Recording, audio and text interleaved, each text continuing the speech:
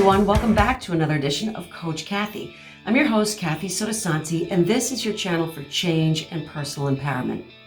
We're sitting at the end of a decade and we're about to go into 2020. And honestly, when I was a kid, that just seemed like forever away. And here we are, the day before the new year. And I'm here to offer you 4 simple steps to gracefully slide into 2020 so that we can have success and health and happiness. All right, so let's get started. 4 steps. Step 1, baby steps. We're walking into it. It doesn't have to be a race, and we don't have to set things up so high that we can't reach them. Baby steps allow us the chance to take our time, set it up, and make things happen. Baby steps instead of big steps and big hopes for huge change, where it's too much to think about all at once. Let's set it up with baby steps. Figure out what you want to do, what you want to accomplish for yourself and your health, and set things up for success by taking your time and walking into it with clear mind. Step 2, consistency.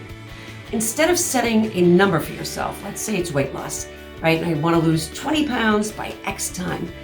I will do that if I'm consistent. So instead of setting up a number, and honestly, you shouldn't know that number because with exercise, everything is different.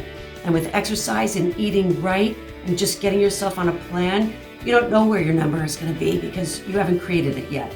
So instead of picking a number and then working towards whatever that number may be, just start being consistent with your food, consistent with exercise, and allow the process to happen. If you are consistent, you will make changes. Trust the process. Step 3, slow down. Slow down.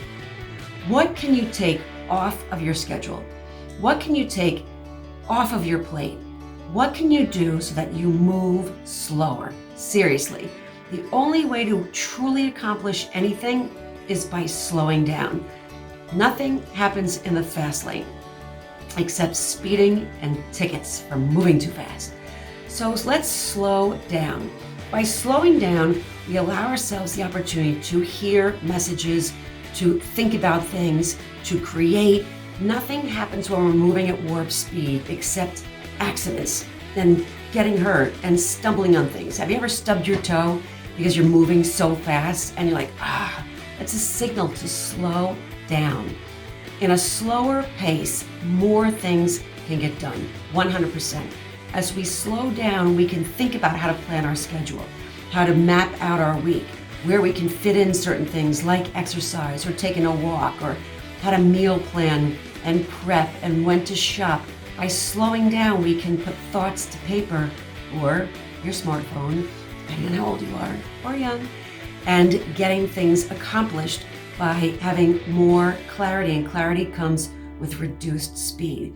Our schedules are ridiculously busy. They're ridiculously busy. And we do it to ourselves. We overschedule like crazy. I think sometimes it's just to escape what we don't want to face. So we overschedule and think we have to keep up with the guy next door. You don't. Let's keep up with each other. Let's create a speed that lets other people want to know what we're doing because we're going at a slow and steady pace and we're making things happen. That is the speed at which we want to go in 2020. 2020 is foresight. We want to predict and plan. You know how they say hindsight is 2020 because it's easy to look back and see how you could change things. Well, let's make 2020 foresight, meaning look ahead, see how you want things to go, and plan for it. And then my 4th suggestion is setting a goal that's realistic. So for me, I have a birthday this year. I am a leap year baby, and I have a birthday February 29th. So I am setting myself up with a goal of just changing a few things and making a few tweaks. So I will hit my next birthday in a place that feels good to me. But I have 2 whole months to take baby steps into it, be consistent with my program, slow down and do things at a better pace for success, and then 2 full months to reach my goal. If you don't have something coming up or you don't have a big day planned, share my goal. Make it leap year, make it my birthday, and let me know how you're going to do this as well, what goal you want to set for yourself. But more importantly, how are you going to be consistent? What are you going to be consistent with? What baby steps will you take to make something realistic in your life so you can be successful and consistent with it, because it's something you can do and accomplish and achieve? And what are you going to take off your plate, and how are you going to slow down? Let me know in the comments how you plan on slowing down this year, what you plan on taking off so that you can go further and achieve more success in 2020 than you had going at warp speed in 2019. Are you ready to take these steps and slow down so that you can be consistent and achieve results? And if you want to borrow my goal of my leap year birthday, I would love to have you on my journey with me to better health and total well-being.